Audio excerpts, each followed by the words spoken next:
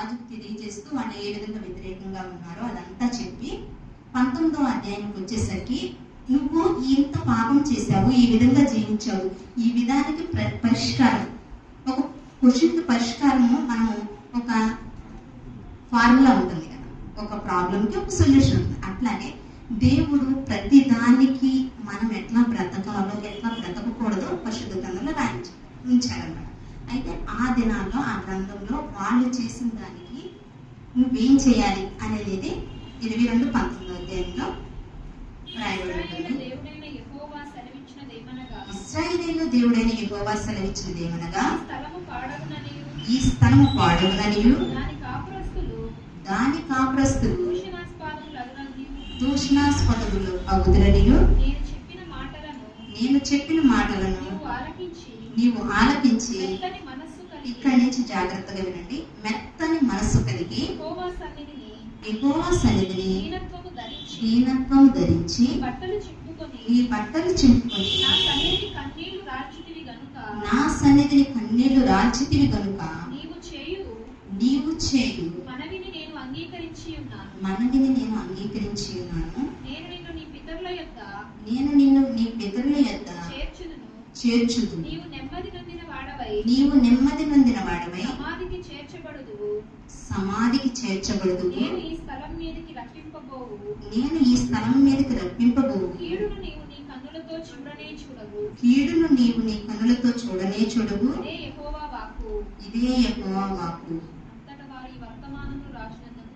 అంతట వారి ఈ వర్తమానము రాజునందుకు తెచ్చి. అయితే ఇశ్రాయేలు చేసిన చెడుని అన్నిటినీ ఒక ప్రవక్త ద్వారా చెప్తూ అట్లా చేశారు, దేవుని కోపాన్ని రగిలించారు వాళ్ళు. ఆ పై వచ్చినట్లు ఉంటుంది. అయితే ఇంత కోపానికి, దేవుని కోపానికి, ఆగ్రహానికి గురి కావలసిన వారు ఎలా చేస్తే దేవుని కనికరాన్ని పొందుతారనేది పర్టికులర్ గా రాసి ఉంచారనమాట. మెత్తని మనసు కలిగి ఉండాలి. మనకి మెత్తని మనసు దేవుని సన్నిధిలో ఎప్పుడు వస్తుంది? ఆయన యొక్క శిలువ ధ్యానంలో, ఆయన పడిన శ్రమను జ్ఞాపకం చేసుకుంటూ, దీనత్వం ధరించుకుని, బట్టలు చింపుకొని. మన పాత నిబంధనలో ఎంతో మంది తప్పు చేసినప్పుడు యోగు ఏం చేశాడు? బట్టలు చింపుకొని బుడిదలో కూర్చుని, యోనా నినివే పట్టణస్థులు ఏం చేశారు? రాజుతో సహా గోని పట్టా ధరించి. అంటే అక్కడ దేవా మేము దీనులము, మా వల్ల ఏం కాదు, నువ్వే సర్వశక్తివంతుడు, నీ కనికరం మానే చూపించని చెప్పి ప్రార్థన చేశారు. ప్రార్థన చేసి ఎట్లా ప్రార్థన చేయాలో కూడా పరిశుద్ధాత్మ దేవుడు మనకు పర్టికులర్గా రాసించాడు అనమాట. నువ్వు ఏ విధంగా దేవుని దగ్గర తగ్గించుకుని ఉండాలి అనేది దేవుడు తెలియజేస్తున్నాడు. అయితే కీడు అనంటే కీడు మానమని చెప్పి దేవుడు గద్దించినప్పుడు లోబడిన వారు చాలా మంది ఉన్నారు. తప్పిపోయిన కుమారుడు కూడా చూద్దామా? లోకస్వార్త 15 అధ్యాయం.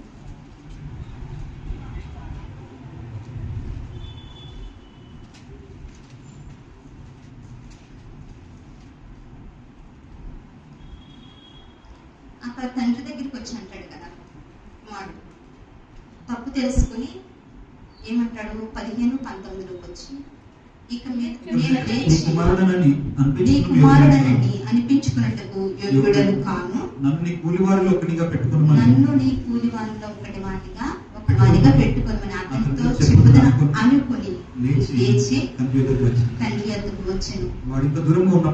వాడి యొక్క దూరముగా ఉన్నప్పుడే తండ్రి వారిని చూచి కనికరపడి పరిగెత్తి వాని మెడ మీద పడి ముద్దు పెట్టుకుని. అంటే ఆయన ఆలోచనే చేశాడు, నేను నీ కుమారుని అనిపించుకోవడానికి కూడా యోగ్యుని కాను అని చెప్దామని చెప్పి ఆలోచన చేశాడు. కానీ తండ్రి ఆయనకి ఇంకా చెప్పలేదు, తండ్రికి చెప్పలేదు కుమారుడు. కానీ దూరంగా ఉన్నప్పుడే తండ్రి కుమారుని యొక్క హృదయాన్ని ఎరిగిన వాడుగా ఉన్నాడు. అంటే ఆయనతో తండ్రి నేను ఇట్లా నీకు విరోధంగా చేశానని ఇంకా చెప్పలేదు, ఒప్పుకోలేదు. కానీ మనస్సులో అనుకున్నది కదా దేవుడు తన తండ్రికి తెలియజేశాడు. ఇక్కడ తండ్రిని మన పరలోక తండ్రిగా మనము అన్వయించుకుంటే, కుమారుని మనము మన హృదయంలో ఒక్కసారి ప్రభువా నేను పాపం చేశాను, నీకు విరుద్ధంగా నేను జీవించానని చెప్పి మన మనస్సాక్షి, మన సంపూర్ణ హృదయంతో దేవుణ్ణి ప్రభువా నేను తప్పు చేశాను అని చెప్పి నువ్వు మనుషులకు చెప్పుకోక్కర్లేదు. నువ్వు దేవునితో నువ్వు మనస్ఫూర్తిగా నువ్వు ప్రార్థన చేస్తే దేవుడు నువ్వెంత ఘోర పాపమైనప్పటికీ, నువ్వెంత దేవునికి విరుద్ధంగా జీవించినప్పటికీ ఆ క్షణంలో నువ్వు చేసిన ప్రార్థన దేవుడు అంగీకరిస్తాడు. అట్లా అంగీకరించడం వల్ల బ్రతకడం అంటే ఇహలోకము బ్రతకడం గురించి చెప్పట్లేదు దేవుడు, నిత్య జీవం గురించి. ఇక్కడ బ్రతికిన తర్వాత మరణం ఎడబాటు, మరణించిన తర్వాత నిత్య జీవంలోకి వెళ్ళాలంటే కీడు అనేది చేయకూడదు. మేము ఏం కీడు చేస్తున్నాము, మేము ప్రతి ఆదివారం వస్తున్నాం, దేవుని వాక్యాన్ని చదువుతున్నాం, మాకు దగ్గర ఎంత సర్వీస్ ఉందనుకుంటున్నారు, 35 years సర్వీస్ ఉంది, బైబిల్ గ్రంథం చదివాము అని అంటే నీ హృదయంలో నీ ప్రక్కవాని గురించి అసూయ చూపు చూసినా అది దేవునికి కీడుగానే వస్తుంది. నీ హృదయ ఆలోచనలు బహు జాగ్రత్తగా ఉంచుకోమని సామెతల గ్రంథంలో రాసిందన్నమాట. మనము కీడేంటి ప్రభువా, నేను ఎవరిని నరహత్య చేయలేదు కదా, ఎవరి సొమ్ము వేసుకోలేదు కదా అని అంటే అసలు దేవుడు ఏమంటున్నాడంటే నీ పక్కవాడి వ్యర్థుడా, వేస్ట్ ఫెలో అంటేనే మహాసభలోకి తీసుకొస్తాడండి దేవుడు. మనం ఎన్నిసార్లు అని ఉంటాము, మనం నిత్యము బ్రతకాలంటే, మనం నిత్య జీవాన్ని పొందాలంటే కీడు విడిచిపెట్టాలి, మేలైనది వెతకాలి. మేలైనది ఏంటి? దేవుని జ్ఞానాన్ని మనం వెతికితే అదే మేలు. చూద్దామా, కీర్తనల గ్రంథం 34:14.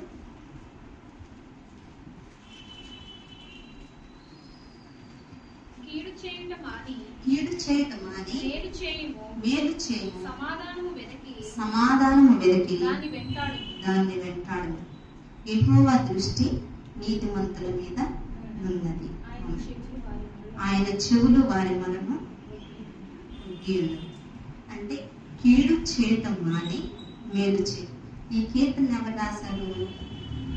దావీదు గారే రాశారు. మహారాజైన దావీదు ఆయన రాసి ఆయన అనుభవాల్లో నుంచి చెప్పేది ఏంటంటే కీడు చేయడం మానేసే, మేలు చేయి, సమాధానాన్ని వెదుకు, దాన్ని వెంటాడి పొందుకు. ఇంకోటి ఏంటి? నీతిమంతులుగా ఉండడానికి ప్రయత్నించు.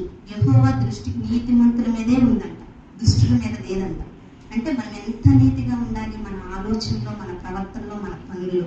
ప్రతి ఒక్క నిమిషము నిన్ను ఎవరో చూస్తున్నారు, ఎవరో చేస్తున్నారని కాదు, నీ జీవితాన్ని ప్రతినిత్యము చూస్తున్న ఆకాశంలో ఉన్న సజీవుడైన దేవుడు ప్రతినిత్యము నేను చూస్తున్నాను. ఒక ఆఫీస్లో ఒక సీసీ కెమెరా పెట్టారంటే చాలా అలర్ట్గా ఉంటారు ఎంప్లాయీస్ అందరు, కానీ అన్నిటికంటే పెద్ద సీసీ కెమెరాలో దేవుడు చూస్తున్నాడనే మైమరిచిపోయి మనం చేసిన ప్రతి క్రియ దేవుడు లెక్కలోకి తీసుకొస్తాడు. మన ప్రాంతం జాబ్ ఎందుకు రావట్లేదు అని చెప్పి మనం ప్రశ్నించుకుంటే మనం నీతిగా జీవించట్లేదు. ఇక్కడ పర్టికులర్ రాశారు కదా, రాజైన దావీదు, నీతిమంతుల మొర ఆయన చెవియొగ్గి వింటాడంట. ఇద్దరు నీతిమంతులు మాట్లాడుకుంటే ఆయన వింటాడంట. నీతిమంతులు మాట్లాడుకుని మంచి మాటలు విన్న దేవుడు చెడు మాటలు వినట్లేదా? ప్రభువా నా ప్రార్థన ఆలకించు అని చెప్పి ప్రార్థన చేసే నువ్వు, ఆ ప్రార్థన ఆలకించే దేవుడు నువ్వు మాట్లాడే ప్రతి మాటను ఆయన వింటున్నాడనే గ్రహింపులో మనం ఉండాలి. నువ్వు బ్రతకాలి అంటే కీడు విడిచిపెట్టాలి, మేలు చేయాలి. మేలైనది ఏదో నీకు తెలియపరుచున్నది నరపుత్రుడా, అది చెయ్యి. అది చేసి నువ్వు దాన్ని సంపాదించుకో, స్వతంత్రించుకో. మన ఇహలోక యాత్రలో నువ్వు ఎన్ని దినాలు నడిచినా, ఎన్ని సంవత్సరాలు బ్రతికి ఉన్నా, నీ గమ్యం ఏంటనేది, నీ డెస్టినేషన్ నీకు తెలిసే ఉండాలి. నువ్వు ఎట్లా బ్రతుకుతున్నావు, నువ్వు కష్టపడి పని చేస్తే నీకు జీతం ఇవ్వబడుతుంది, అట్లాగే నీ క్రియల యొక్క జీతం దేవుని దగ్గర ఉన్నదని మర్చిపోకూడదు ఇప్పుడు కూడా. మనం నిత్య జీవం పొందాలంటే కీడు విడిచిపెట్టాలి. అదే రీతిగా లోక సువార్త 19వ అధ్యాయము, మనకు తెలిసిన వాక్యాలే, చిన్నప్పటి నుంచి చదివిన మాటలే, కానీ ఒక్కసారి జ్ఞాపకం చేసుకుందాం. 19:5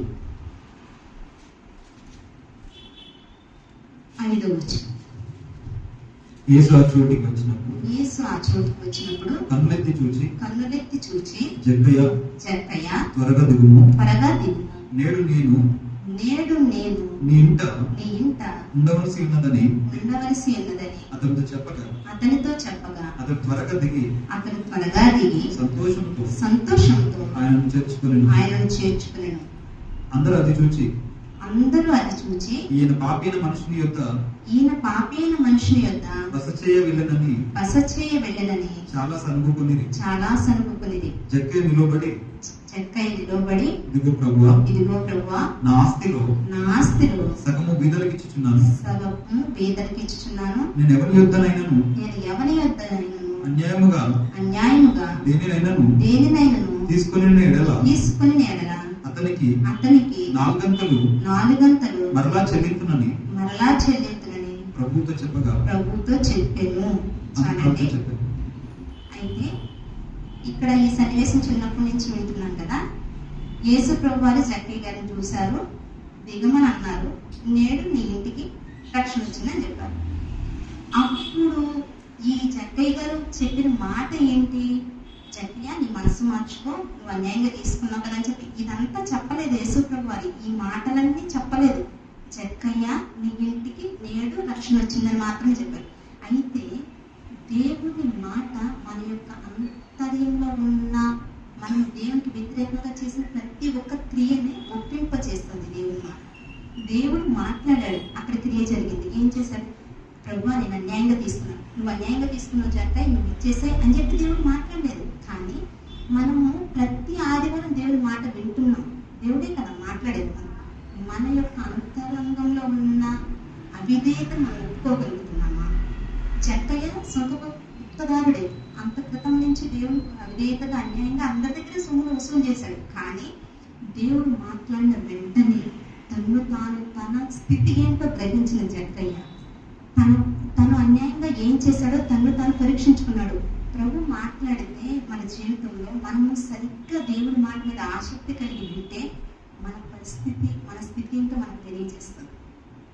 బైబిల్ వాక్యం ఆయన మాట కాబట్టి ఆయన మాటగా మనం స్వీకరిస్తే, ఏదో వింటున్నాం ఏదో చేస్తున్నాం అన్నట్టుగా వింటే అక్కడ ప్రయోజనం ఏమీ ఉండదు. క్లాస్లో 100 మంది స్టూడెంట్స్ ఉంటారు, ఫస్ట్ వచ్చేవాడు ఒక్కడే ఉంటాడు. ఎందుకని? 100 మందికి ఒకే టీచర్ చెప్తుంది, 100 మందికి అదే సబ్జెక్టు. ఆ బోర్డర్ దాటైతే క్వశ్చన్స్ రావు కదా. కానీ ఒక్కతనే ఫస్ట్ క్లాస్ ఇస్తాడు. ఎందుకంటే ఆ ఫండమెంటల్స్ అన్ని టీచర్ చెప్పే మాటలన్నీ వింటూ ఆ ప్రాక్టీస్ చేస్తాడు, చదువుతాడు. ఈ బుక్లో నుంచి వాడు బయటకు వెళ్ళాడు క్వశ్చన్స్. అట్లాగే మన పరిశుద్ధ గ్రంథంలో పరిశుద్ధాత్మ దేవుడు రాసి పెట్టిన మాట ఏంటంటే, నువ్వు ఇట్లా చెయ్యి, నేను మాట్లాడుతున్నాను, ఇట్లా సరి చేసుకుంటే నీకు ఇది ఇస్తాను. ఫస్ట్ మార్క్స్ రావాలనే కదా స్టూడెంట్స్ అందరూ చదివి. మన డెస్టినేషన్ ఏమైంది? కీడు చెయ్యొద్దు నువ్వు అని చెప్తున్నాడు దేవుడు. కీడు చేస్తున్నామా మేలు చేస్తున్నామా మనం ప్రతినిత్యం పరీక్షించుకుంటూ ఉంటే కీడు మాని మేలు చేస్తే ఏముందో కూడా దేవుడు తెలియజేస్తాడు. ఆనాడు ఇశ్రాయేలుకి ఆమోస్ ద్వారా రాయించాడు, ఈనాడు మన కోసం బుద్ధి కలుగుటకు మనకి తెలివి పుట్టించడానికి జరిగిన సంగతులన్నీ రాసించాడు. చాలా మంది చెప్తున్నారు ఏంటి బైబిల్ అంత భూత గ్రంథము అది అని చెప్పి పక్కా నుంచి వేరే విధంగా నాకు మరణ మంచి చెడు తెలివిచ్చు నాన్నిచ్చు గ్రంథం, నువ్వు చదువు. దేవుడు రిస్ట్రిక్షన్స్ పెట్టలేదండి. దేవుడు అస్సలు మనల్ని స్వేచ్ఛగా వదిలేశాడు. నువ్వు మంచి విత్తుతావా మంచి ఫలం పొందుతావు, చెడు విత్తుతావా దాని ప్రతిఫలం పొందుతావు. నువ్వేది చేసినా దేవుని న్యాయపీఠం ఎదుట నిలబడాల్సిందే, అది ఎవరైనా సరే. కాబట్టి మనము ఈ దినాన ప్రతి వాగ్దానము మన కోసమే. లాస్ట్ మంత్ వాగ్దానాన్ని మనం స్వతంత్రించుకున్నాము, ప్రార్థన చేసుకున్నాము, దాన్ని పొందుకున్నామని విశ్వాసంతో ఉన్నాము. కానీ ప్రతి నిత్యము ఒకే ఒక ఆధారము, ఒకే ఒక నిరీక్షణ, మన చుట్టూ ఉన్న పరిస్థితులు ఏ విధంగా ఉన్నా కానీ నీ ఆత్మ రక్షణ, నీ సాక్ష్యం ఎట్లా ఉంది, నీ సాక్షి జీవితం. నువ్వు ఎంతో మందికి మెసేజ్ చెప్పి వాక్యం చెప్పి ఇది అది అని చెప్పి చెప్పక్కల నీ జీవితాన్ని బట్టి నీ ప్రవర్తన బట్టి అనేక మంది వీళ్ళు క్రైస్తవులు, వీళ్ళు క్రీస్తుని ధరించిన వారు, క్రీస్తు యొక్క మనస్తత్వం కలిగిన వారు, క్షమాపణ కలిగిన, నీ ఇంటిలో ఉందా నీ సాక్ష్యం అని పరీక్షించుకోవాలి. నీ ప్రక్కన నీ భర్తతో ఉందా నీ సాక్ష్యం, నీ కుటుంబ సభ్యుల్లో ఉందా నీ సాక్ష్యం.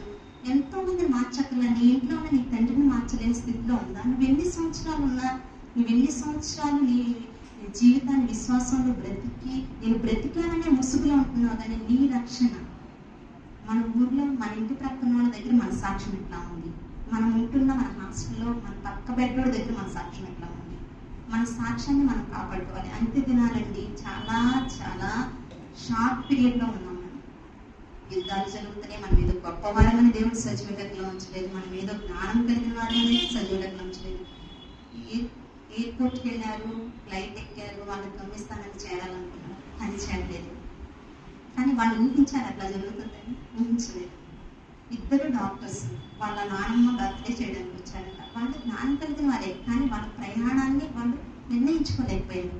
మనం ఏదైనా సన్నివేశం జరిగినప్పుడు స్వల్పమైనది అని మనం ఆ క్షణంలోనే ఆలోచిస్తాం. కానీ ప్రతి నిత్యము మనకు ఆ జ్ఞానం కలిగి ఉండాలి. నిజమే, ఒక హాస్పిటల్ దగ్గరికి వెళ్తే మన ఆరోగ్యం విలువ తెలుస్తుంది.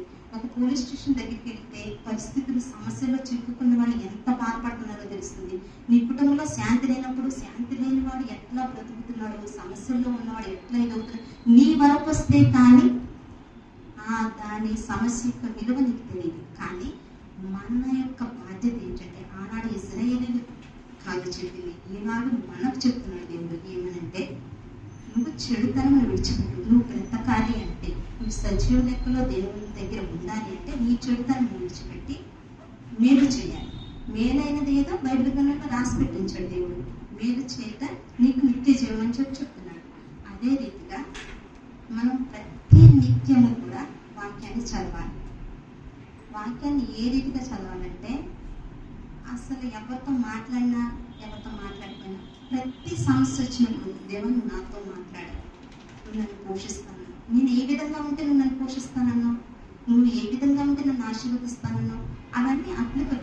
నువ్వు ఇది చేస్తే నేను ఇది చేస్తానన్నావు. కొన్ని నువ్వు చేసినా చెప్పినా నేను ఆశీర్వదిస్తానన్నాడు. దేవుడు ఆశీర్వదించగల సమర్థుడు. కాబట్టి మనం ఈ నెల వాగ్దానాన్ని ఈ నెల వాగ్దానం నెరవేరాలంటే ఏం చేయాలి? మనం కీడు విడిచిపెట్టాలి, మేలు చేయాలి. ఈ ఒక్క నెల ఈ వాగ్దానాన్ని స్వతంత్రించుకోవాలంటే మనం ప్రాక్టీస్ చేయాలి. మేలైనది ఏంటో అదే చేయాలి, కీడైనది చేయకూడదు ఎవరి విషయంలో. అప్పుడు దేవుడు మనకెందుకు మేలు చేయడం, మనం దాన్ని స్వతంత్రించుకోవడానికి ప్రాక్టీస్ చేయాలన్నమాట.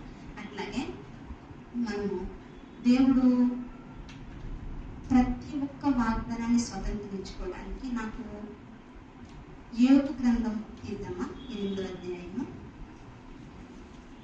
5వ వచనం.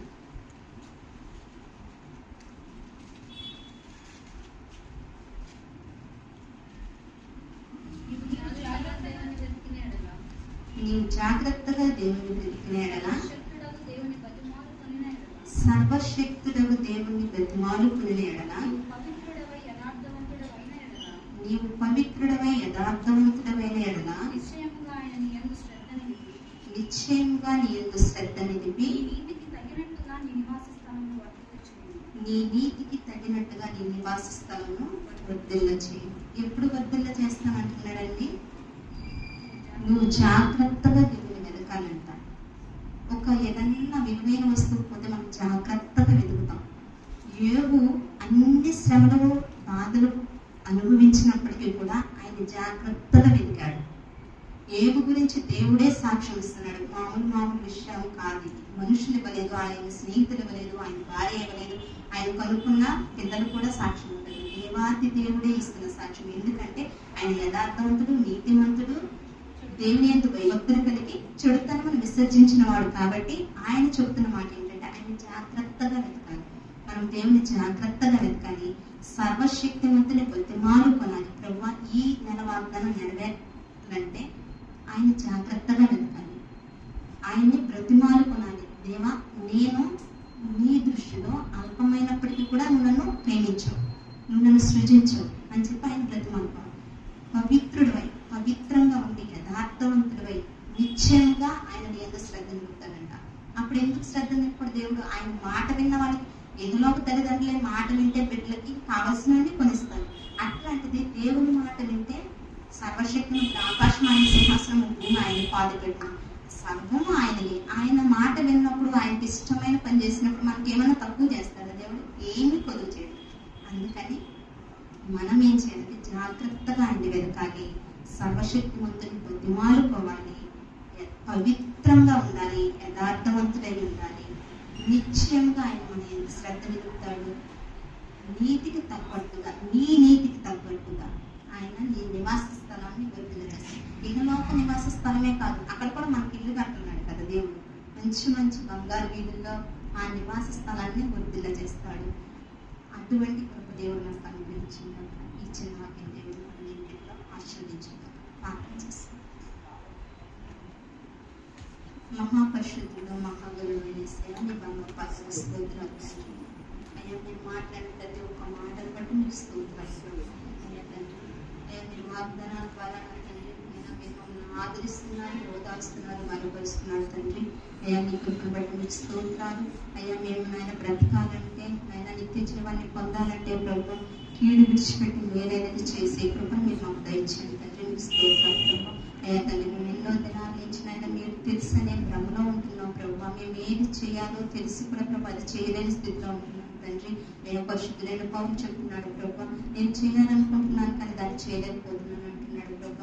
అంతటి మహాభక్తులు ప్రభు అనేక సంఘాలు కట్టిన పౌరే ఆ మాట అంటున్నాడు తండ్రి. దయతో మీరు మమ్మల్ని జ్ఞాపకం చేసుకోండి ప్రభు. మీ కృపను మాకు తోడుగా ఉంచండి. అయ్యా మీ దయలో మమ్మల్ని నేను వర్ధిల్లింపచేయండి ప్రభు. అయ్యా మిమ్మల్ని బ్రతులు ఆడుకుంటూ ప్రభు యథార్థంగా ప్రార్థించే ప్రభు దయచేయండి. పవిత్రంగా ఉండే ప్రభు దయచేయండి తండ్రి. స్తోత్రాలు. అయ్యా మా సంఘ బిడ్డలందరినీ మీరు పేరు పేరుగా జ్ఞాపకం చేసుకోండి ప్రభు. అయ్యా తండ్రి అయినా కొన్ని సమస్యల వల్ల కావచ్చు ప్రభు. అయ్యా తండ్రి అయినా ఎటువంటి ఇబ్బందుల వల్ల వచ్చారో మాకైతే తెలియదు కానీ ప్రభు అభయంతరంగా ఎదిగిన దేవుడు ప్రభు. అయ్యా నువ్వు సర్వశక్తి మంత్రులు తండ్రి. స్తోత్రాలు. అయ్యా నువ్వు కనికర సంపన్నుడు ప్రభు. అయ్యా ఎన్నో ఒక తల్లిదండ్రులు కానీ అయినా నా తండ్రి మర్చిస్తారేమో కానీ ప్రభు నువ్వు మరువని దేవుడు, విడువని దేవుడు. మా పరిస్థితి ప్రతి ప్రశ్నకు జవాబైన దేవా నీకు స్తోత్రాలు. సహాయం చేయండి అయ్యా. ప్రతి ఒక్క బిడ్డని పేరు పేరున మీరు జ్ఞాపకం చేసుకుంటుంది అయ్యా. వారి యొక్క ప్రశ్నలకు మీరు జవాబు అవుతున్నందుకు మీకు స్తోత్రాలు ప్రభు. అయ్యా తండ్రి వారి ఉన్న ఇరుకులు ఇబ్బందులన్నింటినీ తీసేయండి ప్రభు. అయ్యా మరి ముఖ్యంగా నీ రక్షణానందాన్ని ఇవ్వండి ప్రభు. మీకు స్తోత్రాలు కనికరించండి అయ్యా తండ్రి. ఆయన ఆర్థిక ఇబ్బందుల్లో ఉన్న ప్రతి ఒక్క బిడ్డని జ్ఞాపకం చేసుకుని ప్రభు మీ మహిమేశ్వరంలో నుంచి వారికి సహాయాన్ని చేయండి తండ్రి. మీ స్తోత్రాలు కనికరించండి ప్రభు. ఆయన నా తండ్రి మా బిడ్డలు అయినా నా తండ్రి నిరాశించే ప్రభు మరి యొక్క కరుణాన్ని మీరు మాకు దయచేయండి ప్రభు. రానటువంటి బిడ్డలు మీరు జ్ఞాపకం చేసుకోండి అయినా మరి యొక్క కరుణాన్ని మీరు అనుగ్రహించండి తండ్రి. మీకు స్తోత్రాలు మీరు తృప్తిపరచండి, పోషించండి, మీ దేవతను పావనించండి ప్రభు. అయ్యా తండ్రి మీ కృపలో భద్రపరచండి. యేసయ్య పరిశుద్ధనామమున వేడుకొంచున్నాం తండ్రి. ఆమేన్. ప్రభు మీ అందరికీ నా హృదయపూర్వక